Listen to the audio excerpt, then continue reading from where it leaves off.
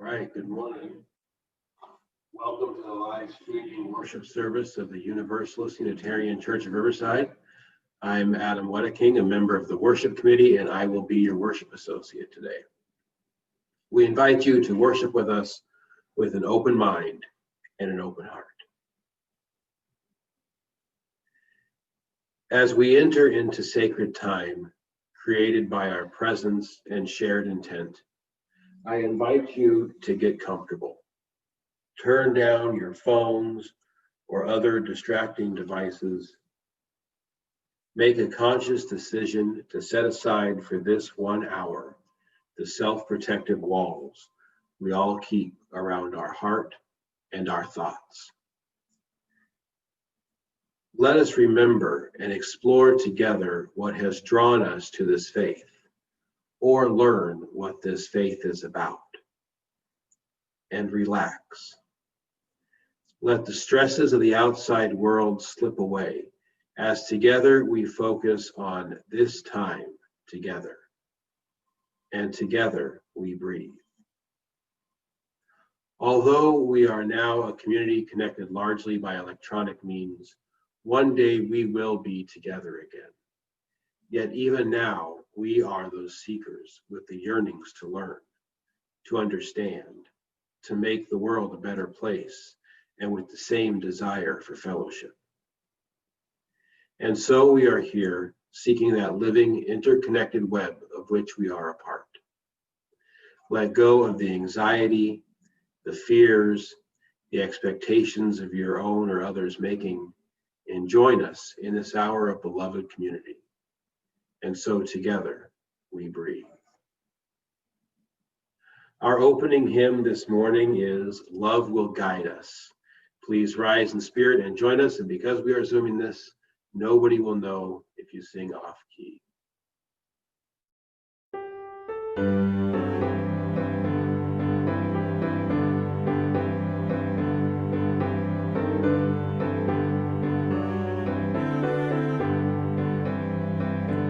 Love will guide us, peace has tried us, hope inside us will lead the way. On the road from dream to living, love will guide us through the night.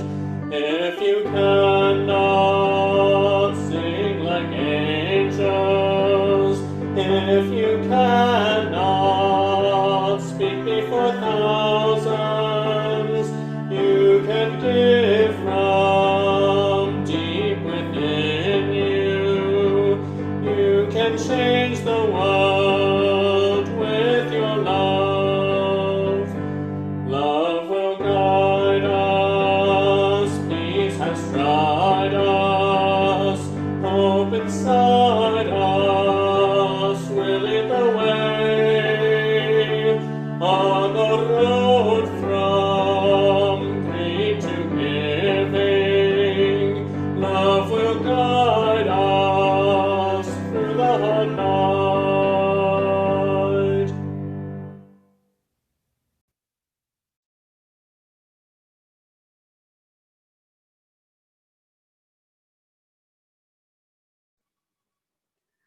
For our call to worship, I invite you to read with me this Unitarian Universalist Affirmation of Hope by Loretta Williams.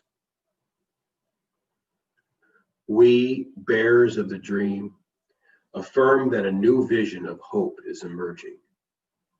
We pledge to work for that community in which justice will be actively present. We affirm that there is struggle yet ahead. Yet we know that in the struggle is the hope for the future. We affirm that we are co-creators of the future, not passive pawns, and we stand united in affirmation of our hope and vision of a just and inclusive society. We affirm the unity of all persons. We affirm brotherhood and sisterhood that allows us to touch upon each other's humanity.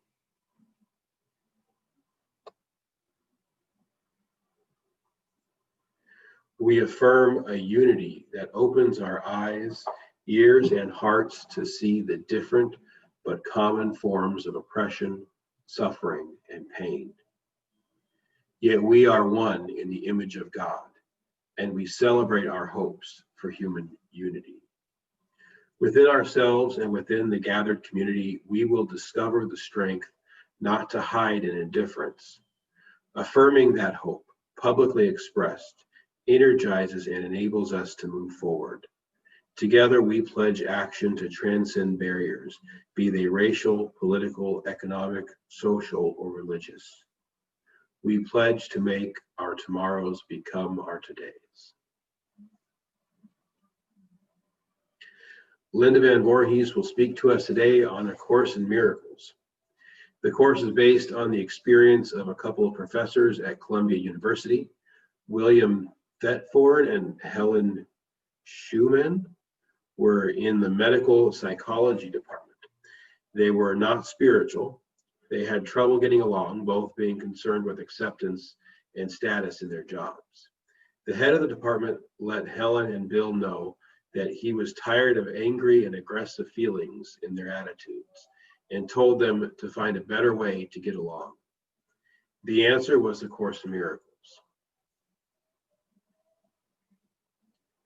Linda Van Voorhees has been a member of UUCR since 1997. She first came to the church looking for community and support and found much more than that. Her spiritual background is based on Native American and Taoist philosophy founded in the early 70s with Scientology. It has evolved ever since. It was only after she started studying A Course in Miracles that she found the desire to speak at the pulpit. She has found that as her commitment to church has grown, her willingness to participate in the church has increased as well. There are a few announcements we would like to share this morning. During the service, we will mention several website and email addresses and phone numbers. At the end of the service, we will leave up a slide with all this information, so you don't need to copy things down right now. However, for those needing the information by auditory means, they will be announced verbally during the service. Chat time provides an opportunity to spend an hour talking amongst ourselves, usually beginning with the service and then wandering on to other topics. It's held on Zoom at 11:30, but to participate, you need a separate Zoom link. So go to our website at uuchurchriverside.org for the Zoom chat time link that you can click on at 11:30. There's also a link there that you can click on to sign up to receive regular emails. If you get an email every Sunday morning with service, if you got an email this morning with service time and a link, you don't need to fill out that form. But if you would like an email every morning with a link to the service and to the chat time, there's a link there to fill out and request that. Camp de Benneville Pines is a wonderful place for camping events and retreats owned by the congregations and fellowships of the Pacific Southwest District of the Unitarian Universalist Association. It's at an elevation of 6,800 feet just off Highway 38 on the way up to Big Bear. Like the rest of the world, the year 2020 has been difficult for those up on the mountain. They've been affected by both the COVID-19 pandemic and weather events. All on-site events were canceled through March 31st, 2021 due to COVID-19 pandemic. The aftermath of the El Dorado fire damage and the seriousness of the pandemic could well require further delays to reopening. They are now working to protect the camp from the fire after effects and subsequent damage from rain and flooding. Periodically, they look for volunteers to help with various tasks, and they can always use financial donations. This was posted on their website. We must now address our newest threat to the camp's existence, flooding into camp's buildings and roads. It is a big task, and preparing for the worst case of ash and mud flow into the camp will be costly. Initial estimates are around $250,000. Our wellhead can potentially get buried under the mud flow, and without the forest, duff, and vegetation behind our camp, the cabins are at risk of being flooded. This puts the existence of your sacred space in the mountains in jeopardy once again. To this end, the COVID-19 Emergency Fund Drive shifts now to a double duty and has been renamed Camps 2020-2021 Emergency Fund Drive. The fund drive will continue to seek donations to cover operational expenses and will now also need to raise money to help pay for fire and water flow mitigation. Additionally, we shall apply for grant funds to help offset the costs of erosion and flood mitigation. To learn more, you can go to uucamp.org. On the first Sunday of each month, we share with you the joys and concerns that we have received throughout the month. The next one is next week, Sunday, December 1st. Be sure to email or text your joys and concerns throughout the month to our Caring Network Coordinator, Dinah Rowe. Her email is ramblinrose22@yahoo.com, or you can call our texter at 909-645-2885. President-elect Joe Biden and Vice President-elect Kamala Harris have been declared the winners of the hard-fought 2020 presidential election. But there is nothing about this election season that is normal. And the fight to follow the laws and norms of our country, perhaps throughout Inauguration Day and beyond, will have the effect of continuing to pull us into opposing, increasingly entrenched camps. It's easy for some of us to pull into separate camps, but that isn't helpful. So what are other UUs doing? Lots of UUs are determined not to be lulled back to a stupor for 4 years, especially now.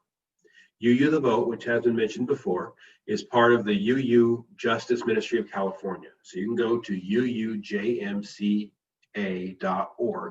That's UU Justice Ministry of California. They have many different programs, actions, and trainings going on all year. UUJMCA is also part of CUUSAN, which you see on the screen right now. It stands for the Coalition of UU State Action Networks. Worried about the pandemic, environment, social justice issues? Think our future is worth it? It's up to each and every one of us. And more locally, the Social Environmental Justice Committee of our church will now be meeting on the first and third Sundays of the month at 1 p.m. This is the fifth Sunday of the month, so next Sunday is the first Sunday of December, and we will be meeting at 1 o'clock. Specifically, this meeting, we will focus on our upcoming research meeting with Congressman Mark Takano.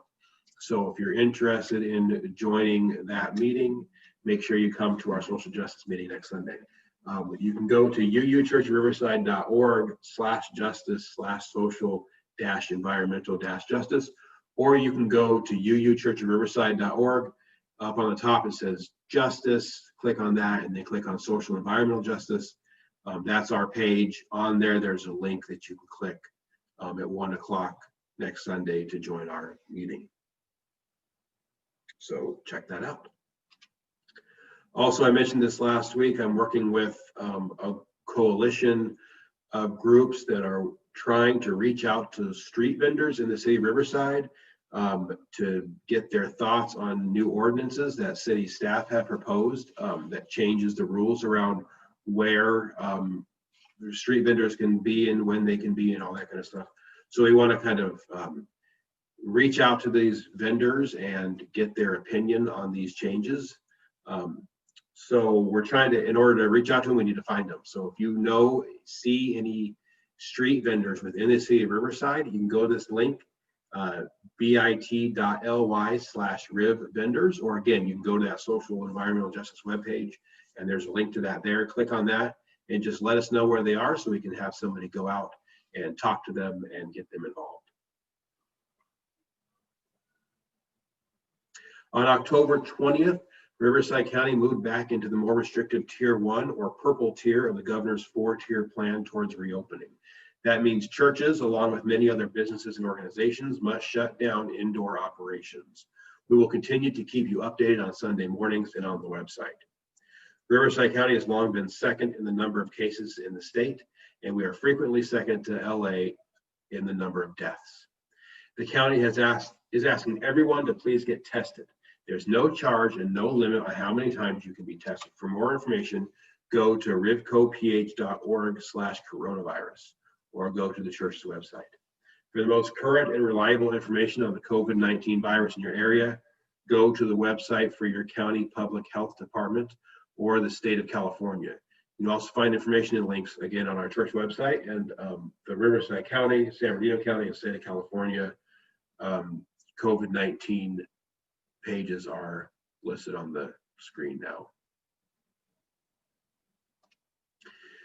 The monthly UUCR newsletter comes out the first of every month by email and per request by postal mail. If you want something you'd like covered or that you'd like to write, let Dinah know at ramblinrose22@yahoo.com, or you can call or text her at 909-645-2885. And again, she mentioned earlier she's looking for something sort of light and fun. So if somebody has a comic they want to put in or something like that, that would be really helpful.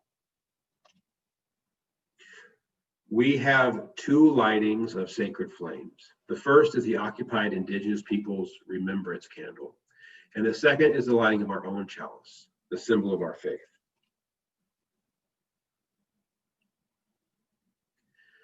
Let us acknowledge that we walk upon the traditional territories of the Maranga, the original people of this land, who continue to cry out for justice and self-determination.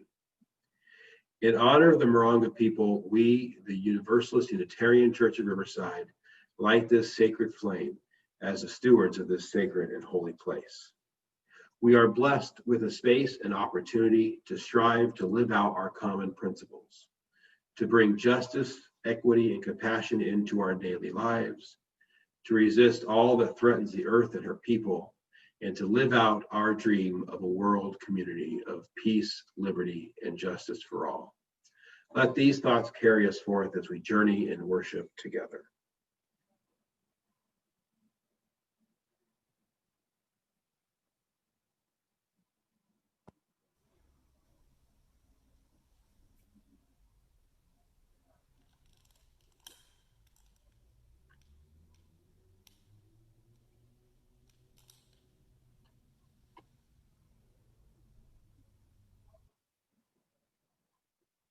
And now for our chalice lighting, I would like to introduce Linda Van Voorhees.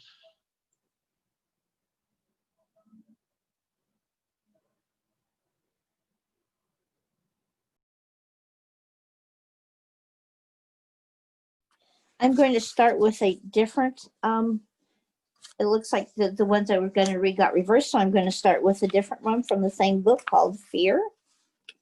And you'll get the subconscious at the end of this.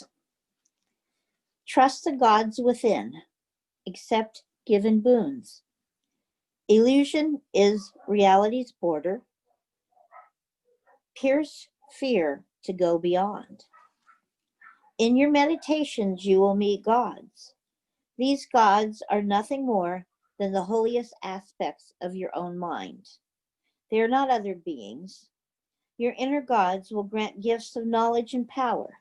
Accept what comes your way without doubt and without fear. You can trust your gods. They will never betray you, for you cannot betray yourself.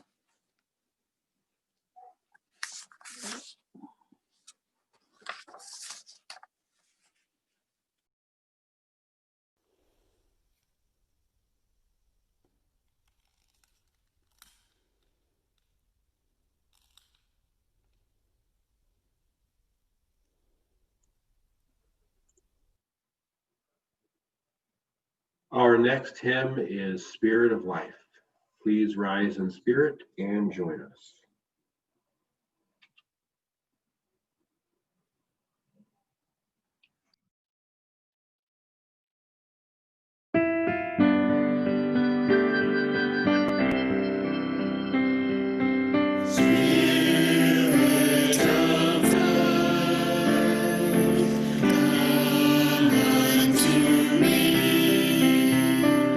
Sing in my heart.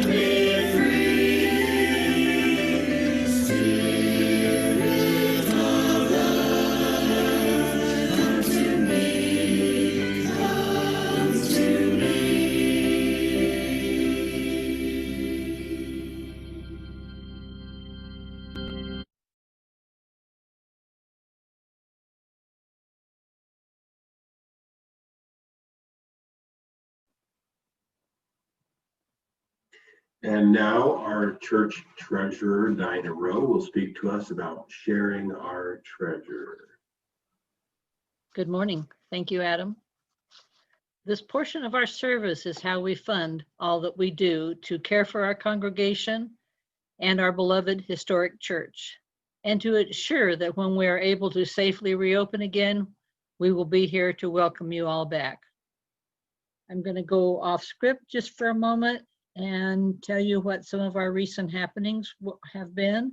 As you know, most of you know, we applied for and received a grant from the city of Riverside to facilitate our church and some of the activities that we are involved in. We purchased a refrigerator and a freezer and groceries. This last Wednesday, there was a task force set up to do this, and it was done very responsibly and very, what's the word? Yeah. Anyway, food was distributed this last Wednesday to 32 households, reaching a total of 93 people. 97% of the recipients live in Riverside and one lived in Banning. 25% of the food went to single households. 75 went to families. 80% of the food went to Riverside community households, 20% to the members of our church. In doing this, everyone kept proper distance, wore masks. Most people wore their own, and we only gave away 3 masks. Everyone was pleasant and there were no problems, and they wanted to know when we're going to do this again. A reminder that even though the church is not allowed to reopen at this time, the church expenses continue.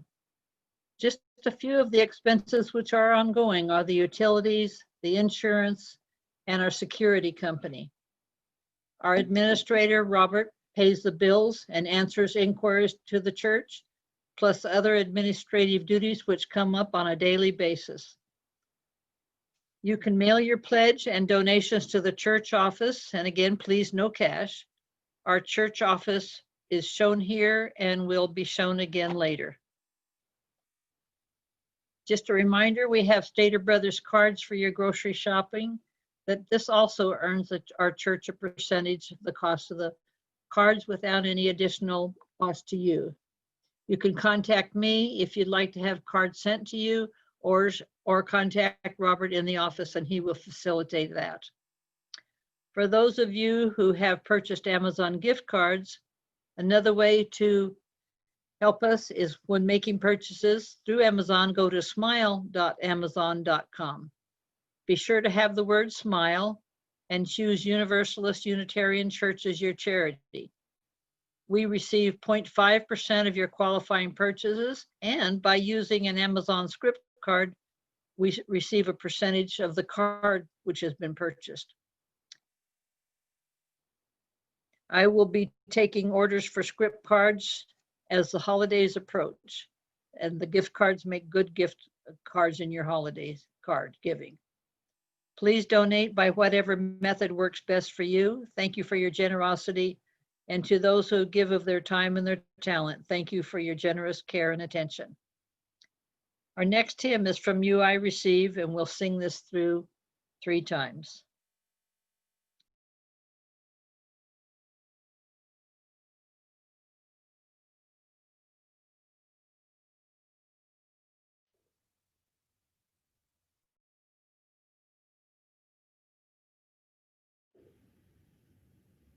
From you I receive, to you I give, together we share, from this we live. From you I receive, to you I give, together we share, from this we live. From you I receive, to you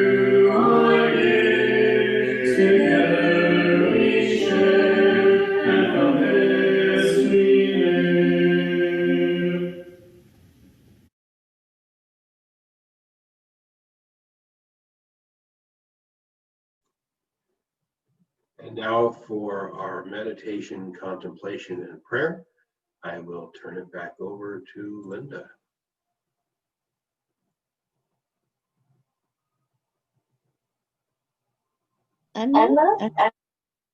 Okay. Echoes? This is a basic Taoist meditation. So what I would like you to do is sit comfortable position, or lie if you'd like, for those at home, or on a bed. Relax completely from the top of your head to the bottom of your feet. Forget that you're practicing a meditation and feel each part of your body as you relax slowly. Pan your attention starting from your head, relaxing down your face, your neck, your shoulders, your chest, upper arms, lower arms. Relax your hands, fingers, abdomen, your thighs, upper legs, knees, lower legs, and your feet. Breathe slowly and deeply through your nose, the tip of your tongue resting on the top palate of your mouth. As you breathe in bright light or healing chi. Let it fill your entire body, going deep within your body and psyche, flowing into all the dark and pain-filled areas of your body and psyche. As you breathe out, allow all the pain, sickness, or stress to leave your body, like a dark smoke or a mist. With your inner eye, watch that mist fade off into the air. Maintain this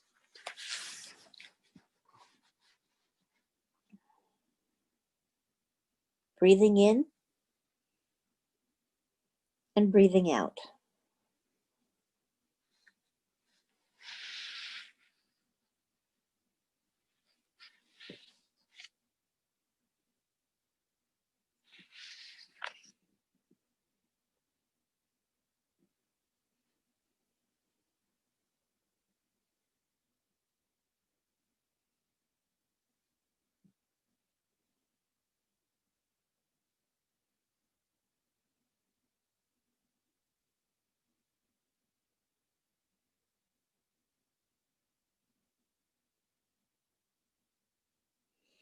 Open your eyes slowly. This is something you can use on a regular basis, daily. Start your day being able to have a more positive outlook. Thank you, Adam.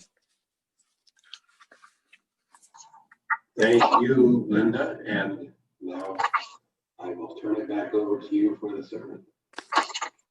Thank you. I'm going to give you a little bit of my history first as a religious background so you can understand my perspective of the Course of Miracles. Like any other spiritual or religious book, it is an individual path. What you get out of it has to do with where you are in life, who you are, your perspective of your faith. And so to understand why I have been involved in the Course of Miracles so long, I'm going to start with the background of my religious upbringing, which is basically nothing. My father was an atheist and my mother was agnostic. And so we never had any kind of religion in our house. I had friends that did. So I periodically went to church with them just to see what it was about. And of course, that was, a sermon here. There was never time to really understand what God and religion was about. And I never really got interested until my early 20s, when I had a friend who was a Baptist, and I started attending her church and actually felt something was there. I was an adult at this point, so it had more meaning. I did discover, though, after being there about 2 years, that actually the pull for me for that church was the minister, who was an excellent minister. And when he left, I found myself with a fire and brimstone sort of person that had no appeal to me whatsoever. So that was the end of my Christian involvement. In 1990, early 80s, I found Scientology. And I know that brings up all kinds of pictures of what you see in the press. But for me, it was actually a good experience for me overall. I actually worked for Scientology for 11 years.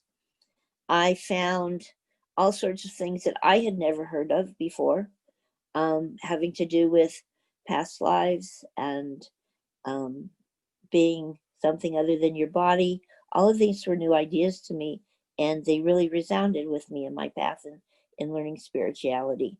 So I never experienced, this was in Riverside, and I never experienced any of the weird things that you read about in the papers and the tabloids about all the weird things that went on. I think probably in Florida, where its base was, that maybe that's where L. Ron Hubbard was. It was probably different, a little more extreme. But personally, I never experienced any problems, and I gained quite a lot of my spirituality from Scientology. When I got in the church, the UU Church in 1996, as my bio said, it was a turbulent time in my family, and I found a community that gave me the support I needed and a doctrine that I felt that I could definitely follow, whereas I found myself not being able to get behind Christianity at all. Through the UU Church, I spent a lot of time in the pagan group, Earth Space Native American, because I'm part Native American. And then I explored Taoism as part of my spirituality too. A Course in Miracles came around in about 1997, 1998 for me.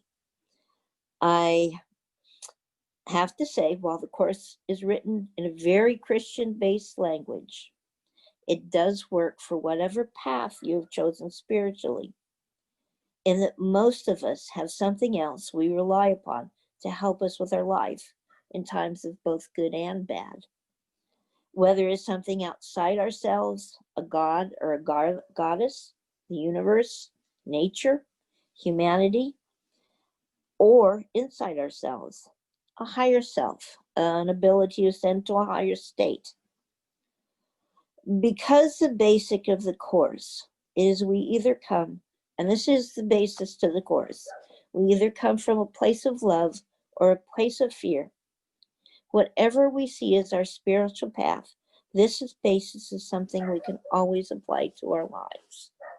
So even today, after 20 years of my study in Course of Miracles, I don't have a Christian-based outlook in life.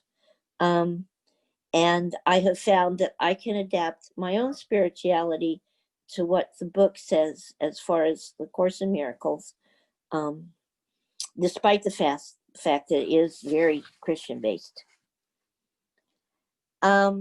Somehow it has become somewhat of a cliche, the fear or love thing, but it is truly the basis of the Course. And it states that miracles occur naturally as an expression of love. In explaining the Course of Miracles, I'm going to start out with 3 definitions. Number 1, first of all, is love, because that's a key. And that one of the definitions in Course of Miracles is that love contains the emotions of peace and joy. Forgiveness is one way we express love. It is also defined as an act of giving without any expectation of anything at all in return. Giving this way is receiving.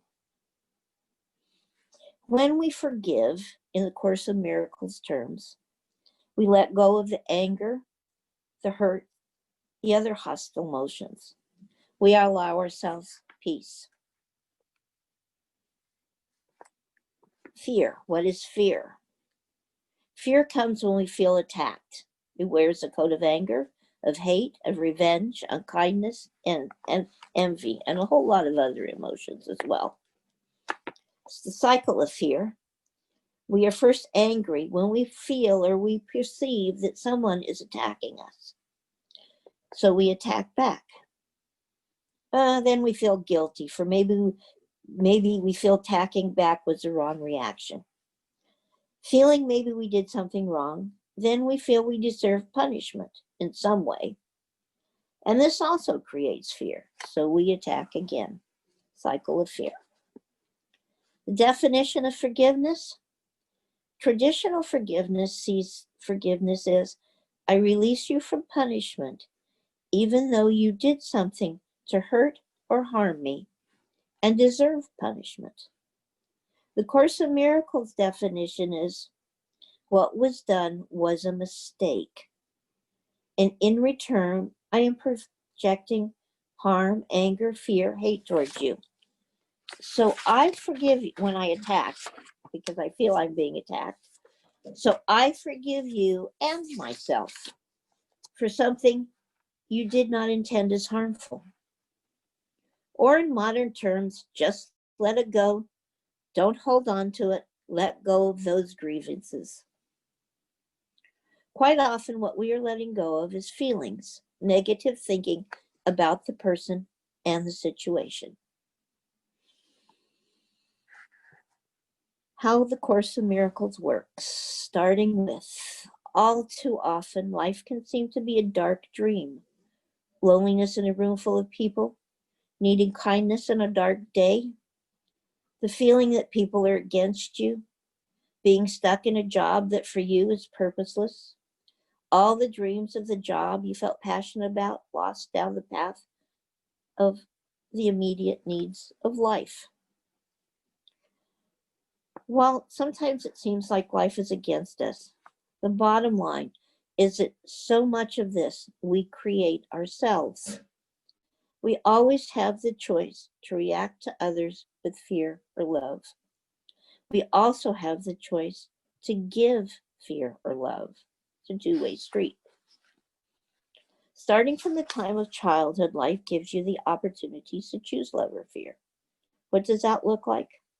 Your sister just received the ballroom Barbie that you have been wanting forever. You ask her if you can play with it for just a few minutes. This is a choice of love or fear. Your sister sticks out her tongue at you and says, no, in a very unkind way. Your response, Mommy, sister will not share. I hate her. Mommy sends them both to their rooms. Maybe we have kids at school or in our lives that are mean, laughing at us in school, calling us stupid, fat, ugly, four eyes. We decide to fear. We hide, feeling small, uncared for, worthless. Or maybe we retaliate, behaving the same way, which brings guilt, knowing that maybe that is not the right thing to do. You're a teen, you're going out on an important date, and you ask a friend to borrow a dress. She says, no, you're too fat, you won't fit in it. Or, no, I just bought this, I really don't want to lend it to you. A boy you're interested in and someone you know gains his interest instead. There are all kinds of possibilities in our interaction with people in life to make a choice of love or fear. These are only normal life examples. For far too many people, it can be anything from not enough to eat, no place to live, to verbal or physical abuse. As adults, we look to forming romantic relationships based on love and passion. But how often in reality are we looking for someone to fill our needs, feed our loneliness, along with support me financially, validate my worth, need for children, etc., etc., etc.? And how often can our partners not live up to these expectations? They can't fill the needs. And we blame them for not loving us, not caring, being disrespectful. The son of a gun, they see us as selfish, too distant, always working, too much time with the kids.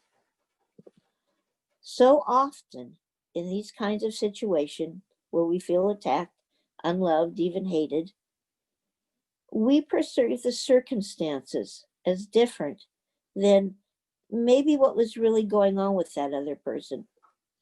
Our parents are overwhelmed with jobs, bills, too many kids, menopause. Our older siblings worried when we were born that they wouldn't be loved anymore, that we always got the best toys. We worry that they got to stay up late at night, so they were the favorite.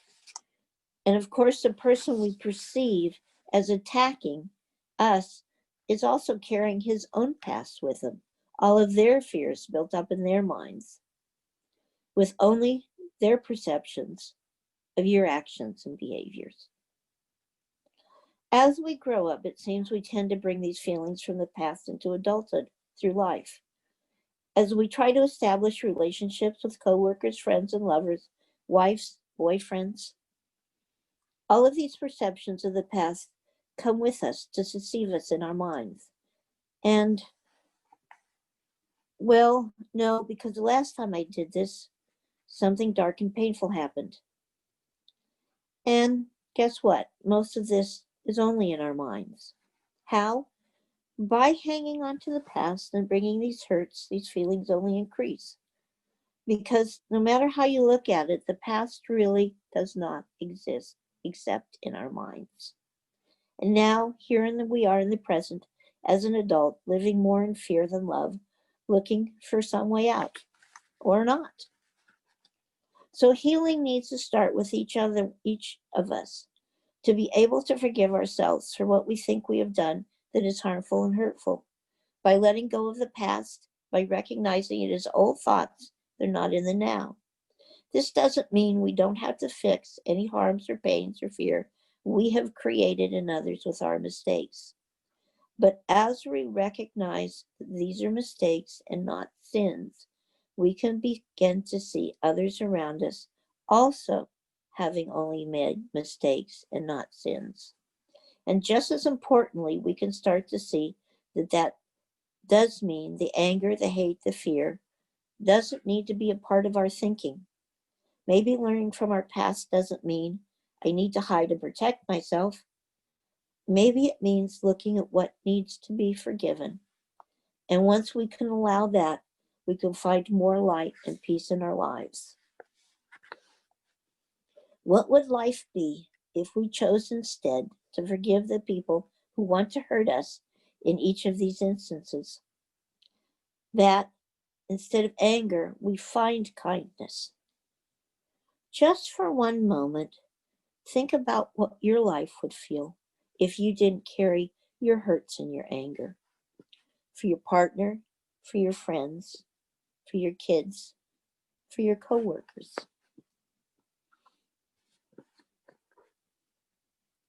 Here's the thing for Course in Miracles. In all this darkness and light that is carried in your mind, healing for the Course of Miracles is the replacement of wrong thinking with right thinking. Right thinking to be able to see the good in your fellow humans and letting go of the fear we carry. This is a miracle. This is love. And this is how we create oneness with each other. Thank you.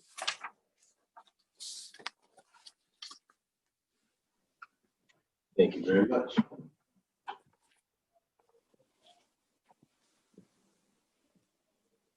I believe I need to do the benediction. Yes.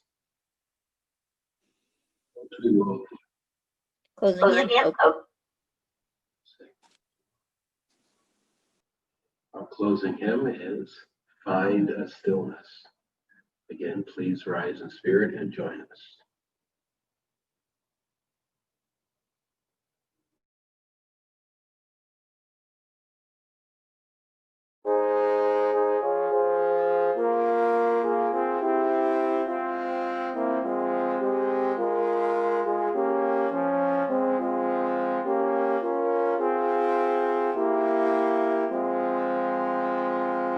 Find a stillness, hold a stillness, let the stillness carry me. Find the silence, hold the silence, let the silence carry me. In the Spirit, by the Spirit, with the Spirit giving power, I will find true harmony. Seek the essence, hold the essence, let the essence carry me. Let me flower, help me flower, watch me flower, carry me. In the Spirit, by the Spirit, with the Spirit giving power, I will find true harmony.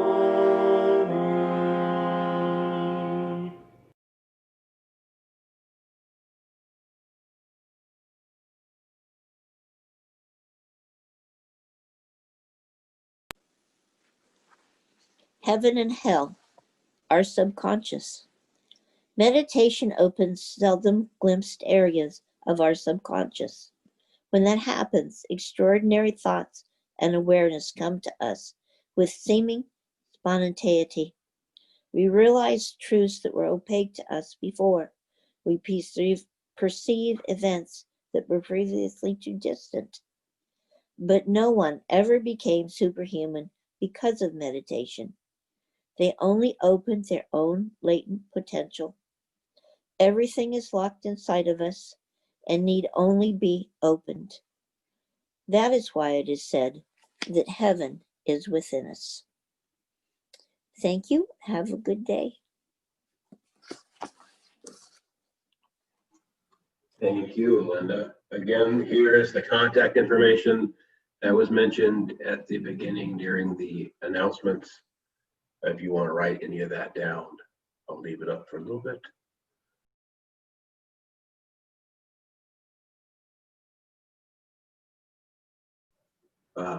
You can go to uuchurchriverside.org at 11:30 and just click on the link for chat time. Or you will be getting, if you've signed up on the list, you'll be getting an email about 11:15 with the link.